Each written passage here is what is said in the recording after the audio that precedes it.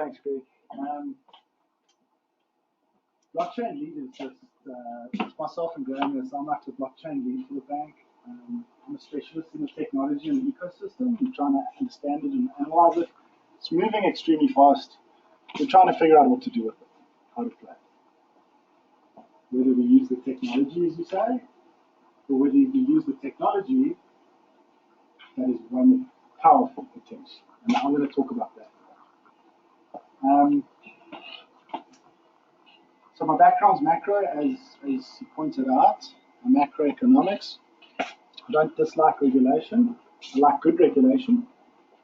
It's difficult to change. It's not arbitrary. It spans the globe. All sorts of cool things, which pretty much is encapsulated in this work. It's a really difficult space to understand because it combines disciplines from cryptography, really complicated cryptography and mathematics. It combines computer science as well as principles of economics and game theory to keep these networks functioning. So in order to get your head around blockchain and how it works and how cryptocurrency works, you really need to spend a lot of time understanding all of these disciplines and how it's been put together to make these things. Now, I don't want to get into the detail of that because that's where a lot of people, because it takes so much time, you can spend days on this and you don't get anywhere. So I want to talk about this technology as a tool and what's being done with it and what can be done. So that's what I want to talk about. Who here owns cryptocurrency at all? Whose clients own cryptocurrency but not through existing structures? Clients are asking about it. Okay, so I'm not going to give any advice on price. I'm going to talk about the tool. I'm going to give you some illustrations and views on how these clients might be able to access it if we don't put up the structures for them to do it. So, there's a few things I want to run through. It looks like it's quite a big agenda. I'm going to go through a couple of these things quite quickly. I want to talk about a very brief history of money to sort of set the scene for new forms of money. I want to talk about what the blockchain does to create new forms of money. I then want to get into the discussion of crypto versus blockchain technology. Public-private blockchains, which is kind of the same discussion, and then how you can use these things. And I actually want to spend a bit more time on that section. And then to end off with a few thoughts on what I think the future of money might look like. So, first things first. In the information age, we are super connected. We weren't this connected 30 years ago. This is a picture of Facebook's connections around the world from 2 years ago. You'll notice it doesn't really care about borders. It's the internet, right? We're all connected on devices, through internet protocols, doesn't care about borders, it's seamless, and we're all on the same standards as far as communication. The world of money is kind of different. So we're dealing with very siloed money systems today. And that to me doesn't really make that much sense if we're that connected socially and through commerce. So there's a lot of friction in this system right now. And you're paying transaction fees in order to cross borders, which you don't necessarily see, but it adds up in terms of what it means for GDP and all these things. So all the money looks like that. Money has changed a lot in the last 200 years. Okay, so these little bubbles are just around how the global monetary system has changed in the last 150, 200 years. So in the 1800s, the world was on a connected money standard. It was called the gold standard. In South Africa, we had 30 private banks, 3 merchant trading businesses, and 1 mining house that used to issue private money in this country. Okay. How that worked was Standard Bank, for example, or any of the other banks used to issue banknotes that were a claim on physical gold specie that was kept in the bank's vault. The Reserve Bank was only created in 1921 in South Africa. Okay, so we've had free money before, competing money. SARS was created in 1921. A bunch of stuff happened since then, but basically, in 1971, you had the slow evolution, where the link with real money, gold and silver, was basically cut, and now we trade in pieces of paper, which takes us back to this world. So we've got very siloed monies right now. Bitcoin is obviously created in 2008. So two key takeaways. Money wasn't always nationalized. We had private money before. Money systems evolved as society and society's technology changes. So here's a discussion of what the blockchain is. So if you imagine communicating in a digital age, you think of communicating when you write a letter and you put it in an envelope and you post it to someone. There's a single copy of that thing that travels. Right? If someone intercepts it, it's gone. In the digital age, if you send a WhatsApp from your device to somebody else's, you're duplicating information. You're creating a copy on your device and on somebody else's device. If you're sending in a chat group from your device to 10 other people, you're creating 10 copies of that information. That is not a good characteristic for digital money. So in the information age, in the digital age, we used to have central intermediaries who we entrust with managing money ledgers for us. So what the blockchain does, in the context of money, is that we all run a copy of this ledger, and it ensures that if I send something to you, I don't have ownership of the copy anymore, and it's been transferred to you. That's what the blockchain does. It gives us the ability to have money without a central authority in the digital age. So this is how a payment system works today. So, I mean, if you, let's say we're doing commerce online, I'm selling a good, somebody else is buying it, we've got to transact in digital money. I've entrusted my ledger with Investec Bank. You've entrusted your ledger of your accounts with your bank. And you give an instruction to the bank to make a payment, which adjusts your balance. And the adjustment gets made on the other side, and typically there's a Visa or MasterCard or some other kind of intermediary like banks in between. That's how money works today. So we basically just hand over the ledgers. These kinds of very basic old school ledgers, they haven't really changed. They've just adapted into digital format. That's how banking works. So money couldn't live outside of these siloed technology systems. So you basically had to have somebody sitting with the ledger making changes to the ledger. You couldn't just put the ledger out there and have everybody making changes to it. That's the problem. That was the problem. Blockchain solves that problem. That's what it does. It's designed to create digital scarcity and to get rid of intermediaries. That's what it does. That's why we can now have digital cash-like transactions on the internet without having to access banks. That's what the blockchain does. As a result, we now have for the first time an evolution of money into a privatized, fully digital, borderless money. So this is just a picture of one of the apps on Bitcoin, which is a kind of payments channel, payments network that's been created on top of Bitcoin. You can see how the connections don't care about borders at all here. It's internet money. So crypto versus blockchain. So as I've explained to you, blockchain is designed to have digital money be scarce without a central intermediary. What a blockchain basically is, it's this ledger. And in a digital sense, it's a printing press for money. So if you say the value is in blockchain technology, not in Bitcoin, for example, or the blockchain technology and not in Ethereum, what you're saying is the value of the dollar or the rand is in the printing press. But it isn't. Who knows what the printing press looks like for South Africa? I mean, we've got pictures of the Fed in the US Fed in America. So what a printing press does is it mints new currency, it creates it.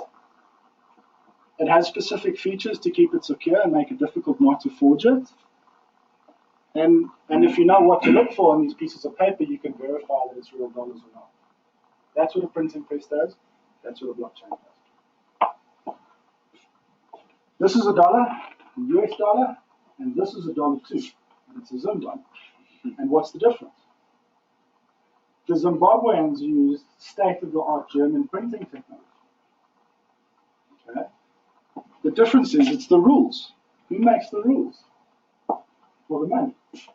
So if you've got a very fancy printing press, but people who are making the rules for your money says, well, we're going to print 100 trillion zillion, quadrillion units of it, the value of that money goes down. That's the WhatsApp problem. It's about the rules. So we've gone from a gold standard where the rules were natural in the money itself, in a metal, physical thing, to a PhD standard. We make the rules today. And that's what I used to analyze. That was my job for 12, 13 years. I used to analyze committees of politicians and academic economists who decide on rules for the money. And they all come up with different rules, different things to track. And it's confusing. So you've got an entire industry of economists and analysts analyzing committees, trying to predict what they're going to do with the money down the road. That's what I used to do. It's not that I wasn't good at it, that I kind of got fed up with it, but it's just ridiculous. Like, why are we analyzing these committees? Who basically make these decisions behind closed doors. So, I mean, just elaborate on this point. The differences in rules. This is a picture of money supply of gold, the Swiss franc, and the US dollar. I've rebased these time series to 119.85. So it's all relative, the rate of supply increase. So you'll see gold very steady. Going back to the early 1900s, the rate of gold supply increase, it fluctuates around 2% per year as the supply increase. And it's very difficult to change for obvious reasons. It's kind of different with the dollar and the Swiss franc. So you bring in the rand, compared to the dollar and the Swiss franc. Not a great picture. Rand supply, because you target 3 to 6% weakening of your currency every year, it translates to that. You add in the Turkish lira, and the rand is still in that picture. Terrible rules, and you can add in Venezuela today. So this is what economists analyze. We're analyzing the different rules in order to try and predict what the supply is going to look like over time, and it's impossible to predict anything. Some PhDs are better than others. This really complicates cross-border commerce and investments and loan agreements. And so aren't universal rules that are standardized and enforced by a computer network perhaps way better? Because that's all Bitcoin is. It's an unchangeable set of money rules. So just to talk about Bitcoin, there's a few of these cryptocurrencies all designed to try and solve different problems. But to talk about Bitcoin, because it's the brand name, this is a predetermined supply schedule for Bitcoin, up to 21 million units almost in 2140, the year 2140, from 2103 to 2054. That is the supply curve for Bitcoin, and it's not going to change. It can't be changed. It's very difficult. So we can start forming agreements in a money where the rules are set in stone. Maybe that's way better for cross-border agreements and rules making. Who controls the supply? It's software in a distributed network of computers. So we could all run a Bitcoin node and go and download the software today. Download a copy of the ledger. The rules are in that app, so to speak. And so if somebody goes and downloads a version of the app, it changes the code. The rest of us, all of our computers are programmed to kick that person out because they're running wrong code. So the rules are in the computer network, in the software that's downloaded, and these computers are connected up. So it's really, so you basically have to get everybody to download and update to change the rules. So your rules are going to have to be really good to convince the entire community of users to change the rules. So no government, no committee, no individual, no group of individuals can change the rules without broad consensus. So that's how the rules are set. It's like changing the operating system in your phone, in your computer. Like you've got to make a conscious decision and effort to change it. You've got to inspect the rules first. So the question is, which standards are you going to trust most? The gold standard, the PhD standard, or the Bitcoin standard? That's what it's about. But it's about more than that, and I'm going to get into that. So public versus private blockchain. So the distinction between these two is, this is the real differentiation we need to make. So private blockchain is what the banks typically and regulators are talking about the technology is great. So what it does is it strips out the cryptocurrency unit from the technology, from this ledger. And it sticks the rand in there or other existing values, to which the rules are still arbitrary, flexible, malleable. And it sticks it back into the paradigm of nation states and jurisdictions and regulations and all this kind of stuff. Instead of public blockchain that have to have a cryptocurrency like Bitcoin or Ether, because that's what keeps those networks secure, that are open access, anyone can use it, and everybody's welcome, which is where things like Bitcoin come.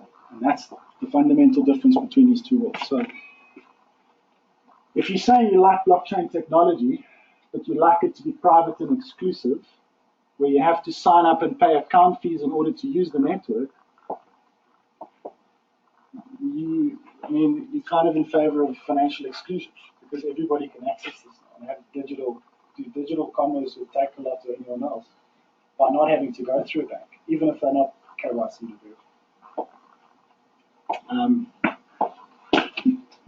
So what does it look like? There's kind of different layers of disruption. So private blockchains, like I was saying, it takes the cryptocurrency out of the equation. You have rules by committee. You could put it into the existing financial system, but users still have to ask for permission to use that technology. And to be honest, that technology is not that much great. Whereas on the other side, you've got anyone who can access it. It disrupts both the money and everything on top of the money. Okay, so just to say, who would be disrupted here? JSE, BankServe, Visa, MasterCard, all those sorts of intermediaries between the financial system. And I don't know your guys' industry well enough to be able to give you a sense of what that looks like, but there's going to be people that get eliminated. So, other cool thing about public blockchains, which is a distributed network, like I was describing to you, if you take down one node, the entire network keeps functioning as if nothing happened. So if you're trying to attack that, it's really hard to do. If you have a centralized network hinging on commercial banks or a central bank, you take down one node, you can take down a whole bunch of them. So that's the difference in the security model between these two worlds as well. So this basically spans the entire globe. These networks typically sit within nation states and within specific. So you get a guy like Gideon Gono who goes nuts with a printing press, and you get this umbrella that destroys the whole thing. Yeah, that can't happen. So utility of blockchain. So this is where it gets cool. So what can you do with this stuff? And what is being built on this stuff? And I want to show you some actual examples. So while I take a sip of water, I'll talk a bit about this. So this is just a picture of the thing that everybody always talks about is Bitcoin or Ethereum are new forms of money, and they're just going to displace the rand, or they're just going to compete with gold or whatever else. There's more to it, and I'm going to get to it now. But this is an interesting picture. So from 2010 to today, obviously when Bitcoin launched, the red area in this graph are Bitcoins that transact daily. And if you go up to the dark blue period, or shaded area, are Bitcoins that have not transacted for 5 years or more. So you can see these waves of store of value kind of adoption happening in something like Bitcoin. So either they're storing it because they think it's an alternative for gold and they're going to sell it for rands or dollars down the road, or they're holding it for that, plus there's a new economy of services that are being built that they want to be able to spend this on now. And that's what I want to talk about now. So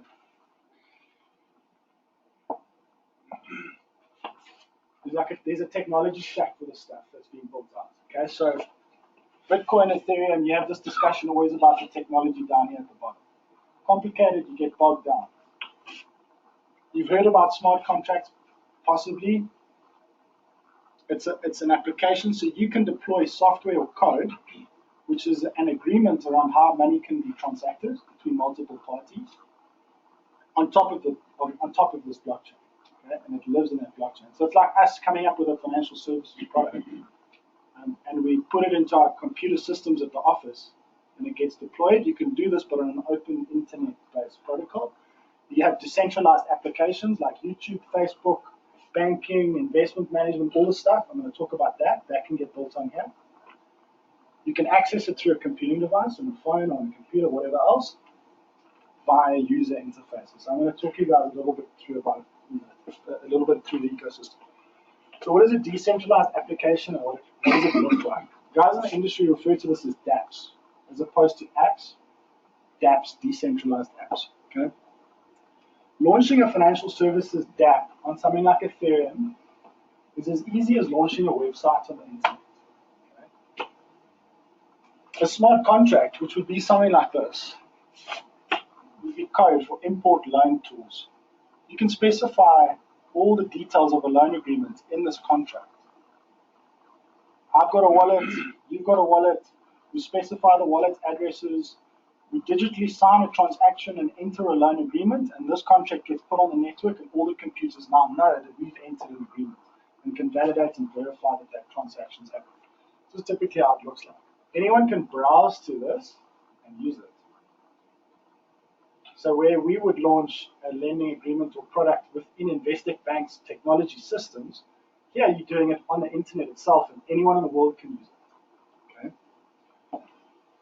So I'm going to talk through a few examples. ICOs, crowdfunding, how to create a token. I'll show you a couple of examples of the stuff. Talk about a decentralized exchange, JSE, brokers, market makers. How does it work in this world? What's already functioning out there? I'll talk about stable coins that are created on these platforms without a single integration to the existing financial system. Some asset management stuff done through smart contracts, legal agreements, social media and blogging, all done on public blockchains. Okay? This stuff's functioning already. So you would have heard about this cryptocurrency explosion last year, all these new coins coming onto the market. They weren't necessarily new competitors to Bitcoin or Ethereum. Most of these was using Ethereum to create new coins, which is like listing a coin or a token or an equity on the JSE itself. Okay, so you talk about listing a company on the JSE, you're just putting code in, which specs out how many equities there are going to be, what the characteristics of those equities are, what they look like. It's the same thing. You can do it on Ethereum, but instead of paying a minimum of 200,000 Rand for the JSE to do that for you, plus all the other fees associated with it, like annual listing fees, you pay $10 to do it on Ethereum. $10, that's it. Okay, so, and it's really easy. So is this going to play? How's this going to play? You just click on there's a play button.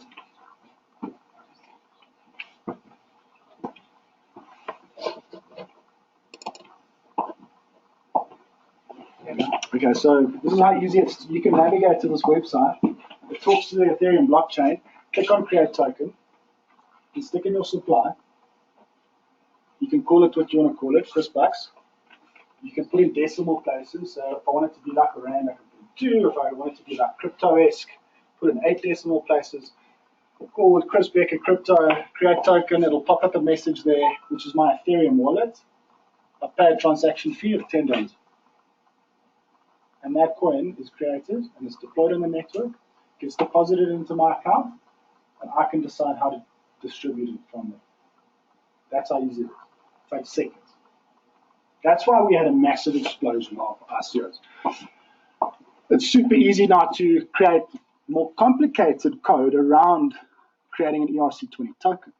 So you can now start crowdfunding with all sorts of rules around who can lend to you, invest in you, what the agreement looks like, what you have to deliver, where the token can be used, where you can trade, all this kind of stuff.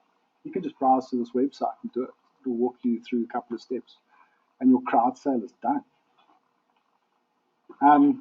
And for this reason, where's the mouse? I just want to show you this because it's quite cool.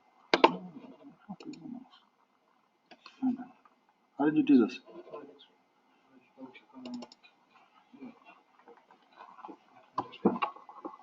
Just trying to.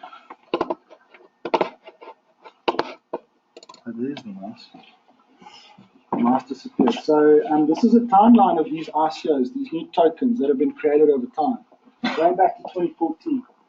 The ecosystem was, you have to be technically very competent and savvy to be able to invest in Ethereum back in the day. It was really hard to do.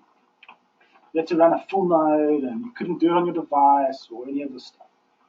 Anyway, Ethereum raised $19 million. The ecosystem wasn't ready up until about early January, maybe even mid 2017, where suddenly guys had built the software where if an ICO happened, you could invest in it and a coin would automatically be deposited on your phone. That's what happened. This was one application of Ethereum's public blockchain. All of these transactions, all these listings had to pay those fees of $10. Very basic contract, $10. More complicated stuff could be more. But in order to do stuff on this network, you have to pay in Ether, which is the cryptocurrency for the Ethereum economy, basically. So like you want to come list on the JSE here, you got to pay in Rand. Rands aren't accepted here. So it starts to give you a sense of the transactional value of these currencies and what you can do with it. So this was one application of Ethereum that drove the mania last year. There's way more you can do with this, which we'll get into now. So when people typically talk about cryptocurrencies, we're talking about all the stuff, the whole ecosystem, and there's actually a lot of nuance. And we've tried to, as much as possible, bucket this into a taxonomy of crypto assets. So I would say pure cryptocurrencies, you break it up into payment crypto and platform crypto. Payment crypto is designed to be just a currency. Single application money, Bitcoin, Litecoin, Monero. That's what it's designed to do. I've just explained to you how Ether is a platform crypto because you use that currency to pay the platform to do other stuff, like list new tokens. So you've got a bunch of cryptos there. Now, those platforms where you create these tokens gets broken up into protocol tokens, which is application tokens. I'm going to talk a bit about how these application tokens are like coin-operated rides. So coin-operated rides for kids, you drop in a specific coin and the thing starts going. You can now build apps that work on the same model, but you can only use that coin to use that app, And it changes the entire business model of Facebook, YouTube, Twitter, all these guys that consume the data, etc. So I'm going to talk about that just now. Securities tokens is where the regulators are moving in on because they understand the space, and it's within their existing regulatory world. This is where most of the regulations are focused. And side chains, kind of complicated, but it's another way of creating coins on top of Bitcoin or Ethereum. So complicated. Anyway, so once we've got all these tokens, what can we do with them and how do we trade them? So firstly, I can send any of these tokens to anyone here who has the right wallet, peer-to-peer, without an intermediary. It's processed by the platform. You can do that. But what if I want to trade that token with somebody else who I don't know, who sits in Singapore? Or anywhere, and I've never seen the guy's name, I don't know who it is. Well, you can navigate to a user interface like this. It's called etherdelta.com is the website. It's a decentralized token exchange where the transaction is intermediated not by brokers, custodians, central securities depositories, all this stuff, but purely by a smart contract on the Ethereum network. So you can then go and click on the drop down up there with MKR. There's a list of a lot of these tokens. I can find, I can go into the order book, I can find the sellers and the buyers, and I can do my transaction. Pay a small transaction fee. My order gets loaded up onto the Ethereum network, and once it matches, I can just get coins. That's how easy it is. It doesn't integrate with an existing bit of the existing financial infrastructure, which looks like that. You've got your seller and your buyer, you've got custodians, brokers, clearinghouses, market makers, exchange, CSD, and the whole thing. It just gets collapsed into Ethereum. All you're going to see is a website. That's what you deal with. And so you've got a single technology system where regulators, auditors, tax authorities can all get a seat at the table because it's fully transparent. If I do a transaction and they know who I am, it's all on there. They can just get it. They don't have to go and ask brokers or anyone else to get access to their technology systems to see what's happened. So not even the regulators have to ask for permission to see what's going on. Another really cool application is a lot of guys say, Ethereum and Bitcoin and these things are too volatile, they're never going to become money. Well, you can deposit your Ether, which is volatile, into a smart contract governed by MakerDAO, which is just a gap on the ecosystem. You can deposit Ether in there. That becomes collateral to create new cryptocurrency against it. So the smart contract has collateral rules around how many new tokens can get created. It's got margining rules that are programmed into the smart contract. And it's got a process in order to keep the value of that new coin stable at 1-to-1 against the dollar. So this thing launched, this is the price of Ethereum. Okay, Ethereum obviously has crashed quite a lot since December. It's down like 50, 60, 70%. Whatever. DAI launched in December and it's been pretty good around keeping its value against the dollar. So this is pegged against the dollar. It's been created to reference the dollar without a single integration to the dollar financial system. And you can use this as money. You can do loan agreements in this. You can send this around. You can pay in it. But no one has to hold dollars in a trust account. It's back.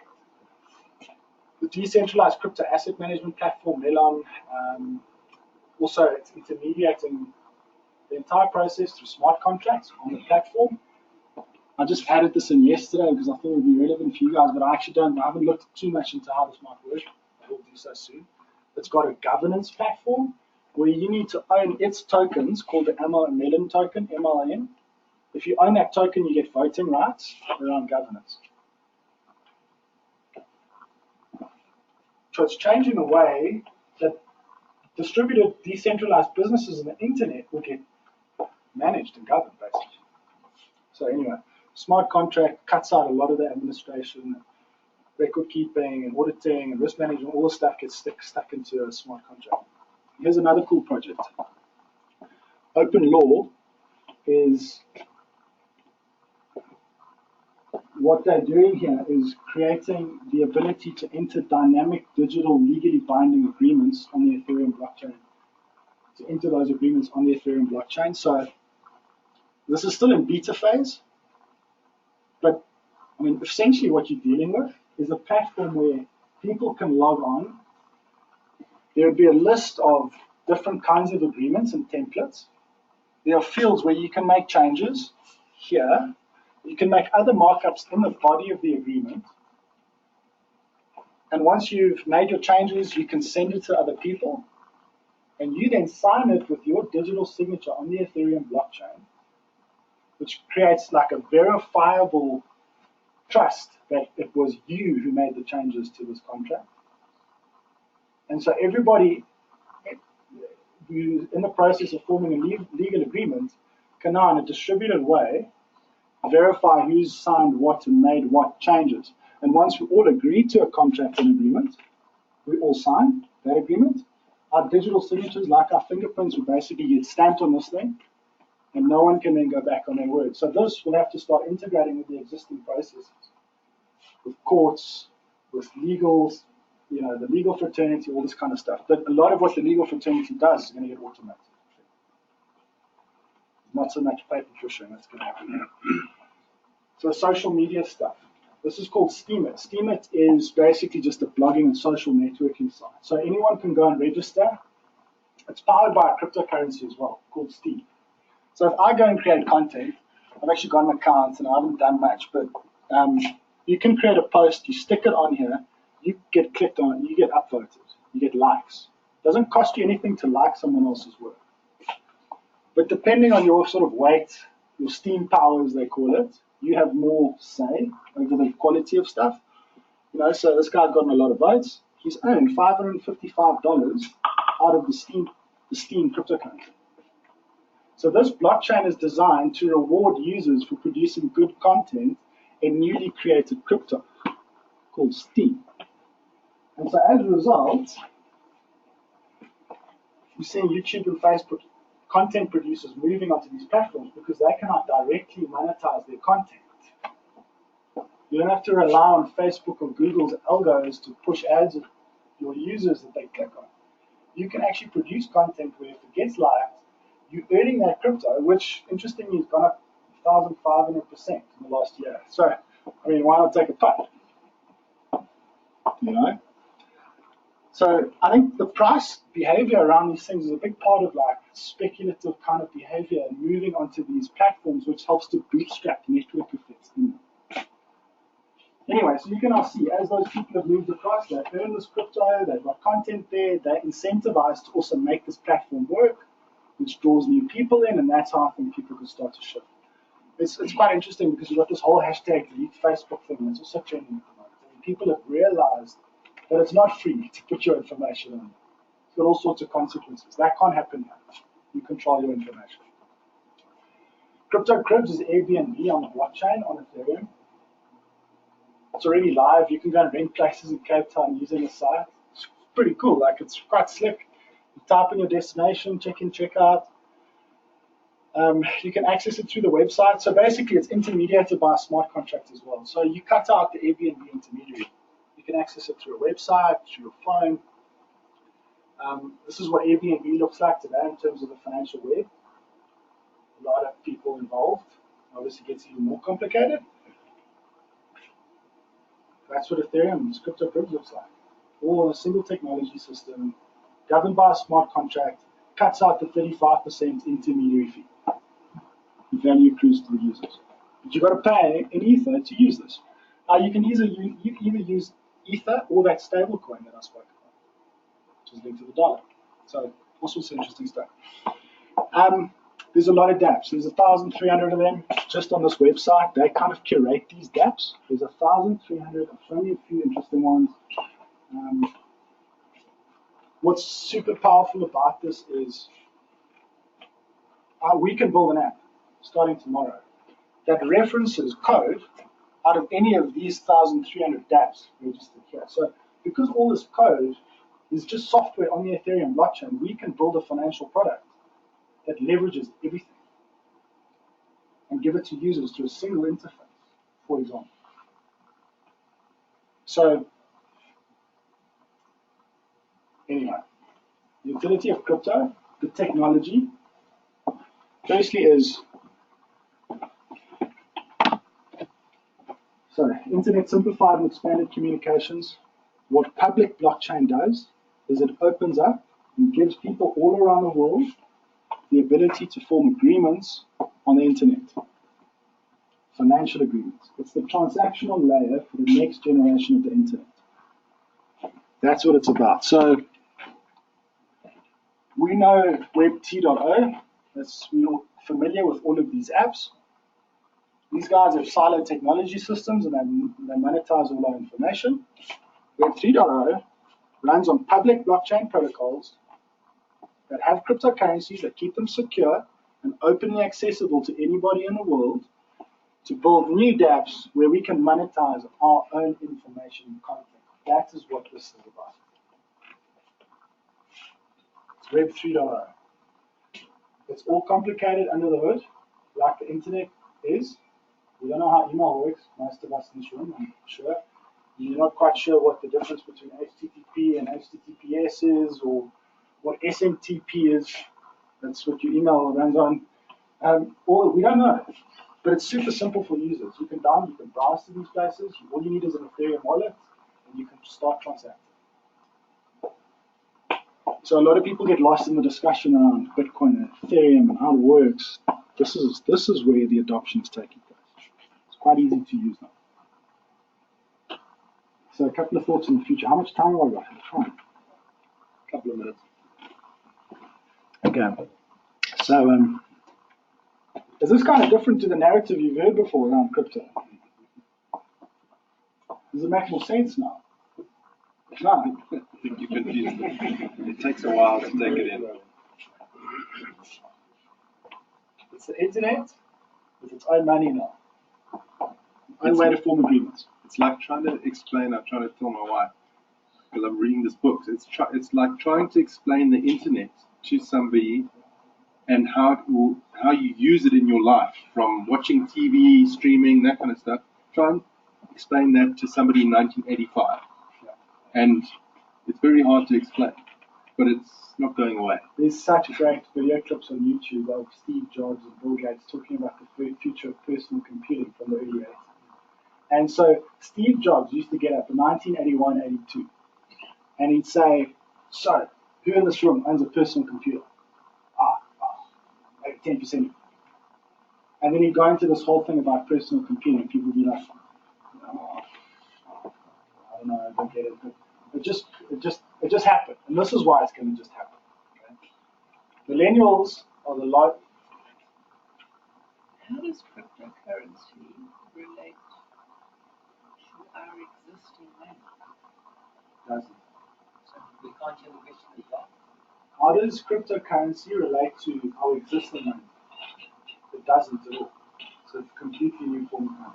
Okay, so, but if I want to buy a Bitcoin, I've got to pay X amount of rate. Oh yeah, so then you've got to go to a marketplace, like an exchange. Like if you would go and buy equities, you've got to sell some rand to buy some equities from someone. You can go to Luno, which is a Bitcoin exchange in South Africa. You sign up, you register with them, you deposit rand into your account there, which is still held with the bank. So they've got Standard Bank and FNB, I think, is their banking relationships. And then from there you can sell the rand to get some Bitcoin. Once you've got that, it opens up this world. You can't enter this world without it. So it's almost like it's this parallel alternative financial industry that's been born here. Which is pretty exciting. But millennials, so this is where adoption happens with millennials. The millennials are the largest generation in the US in the history of the world. It's the largest generation in the history of the world. In the US, there have been 90 million millennials, which is way larger than Gen X, baby boomers, any of the former generations. And they're just starting to enter their prime income years now. What's interesting about them is just how they respond to different surveys about the future of money and banking. 84% of millennials, and this Gen Y millennials, same thing, in a KPMG survey, found that they would consider banking with a tech giant, Apple, with a technology giant. It's quite a lot. 80% of those respondents in the same survey said they place a really high priority, extremely important to very important, is cross-border transactions and universal acceptance. 80%. This is a study done by Facebook out of their users in the US. They found that basically half of millennials are either very open to switching banks, brokerages, credit cards, half of them feel that their bank doesn't understand them, and only 8% of them trust financial institutions for guidance. They found that millennials crowdsource financial advice.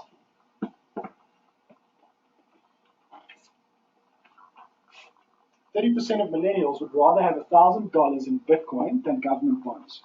50%. And 27% of them would rather have $1,000 of Bitcoin over equities. 48% of millennials think that this is a positive innovation for finance. And 42% reckons most people will be using Bitcoin in the next 10 years. And that's interesting because it's happening at a time when trust in government in the US is at the lowest levels ever. And if you don't trust your government, you trust its money. So the ECB put this tweet out on Twitter. They got 29,500 people responded to it. The question was, could it offer a viable alternative to traditional currencies?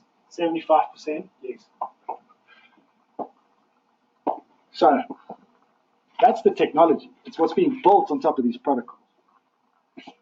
Technology adoption rates in the last 150 or so years have been accelerating. So it took a long time for the telephone and electricity and all these things to reach 100% adoption amongst US households.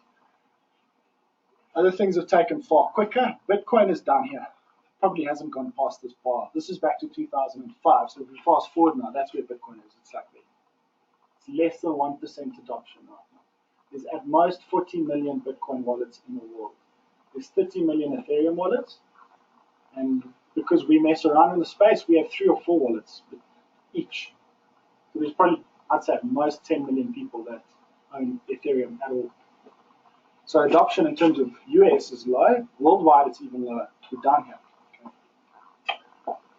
So I've studied technological revolutions and adoption cycles. Typically, major disruptive technologies take around half a century to diffuse through society.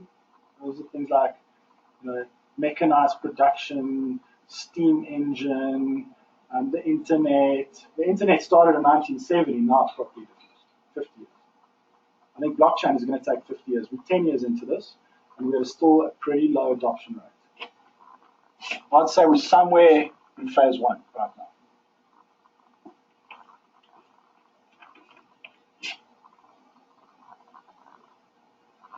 So this study by Carlota Perez specifically looks into technological revolutions. It looks at like financial capital and how it gets involved. It talks a lot about financial capital. Who knows of an institutional manager in South Africa that it has any money in the space? There isn't one, not a single one. We haven't even entered the frenzy phase of this, which is where financial capital starts to understand a technology and comes in big time. We're not there yet. Those solutions still have to get built. And that's partly the problem. And the same problem we had with ICOs, where you couldn't do ICOs sort of mid last year. You can't, as an institution, get access to crypto assets because there's no way to store it safe, where you meet your fiduciary duties. This stuff's all getting built still. We're still in this installation period. What typically happens is you have a massive crash after this thing gets like 50% adopted, major crisis. Regulators come in, the paradigm is set. We now understand how this technology works. We get our heads around the landscape and the ecosystem. And now we can form some regulation. It typically happens around the mid of the adoption and sort of diffusion cycle. I think we're another 10 to 15 years away from this. Everybody's still talking about cryptocurrency. There's a world of dApps, legal agreements, all sorts of stuff that no one even started talking about. So, I don't even think about the price of Bitcoin or Ethereum. I think about adoption. So the thing is, we're on an adoption curve here, and it's going to be parabolic. I think it's going to be like this. But the supply of these currencies are fixed. And so a lot of the people who are starting to understand the technology are hodling, as it's called in the industry. You buy and hold. You're waiting for the adoption to get 50% or more, which would coincide with an ecosystem where you can actually use that currency in that economy itself. Most people, I would say, are not looking to come back into rands of dollars. They want to spend it on Web3. That's what I think is going to happen. So, prior generational cycles, this is the last point, basically. KYG, just a joke. Economics nerd. Silent generation bought gold. Baby boomers bought equities. Gen X bought hedge funds. Millennials are not buying any of that stuff. They're buying crypto. They're investing into a new financial system, basically. So I think those are my thoughts. That's the end. I think, thanks.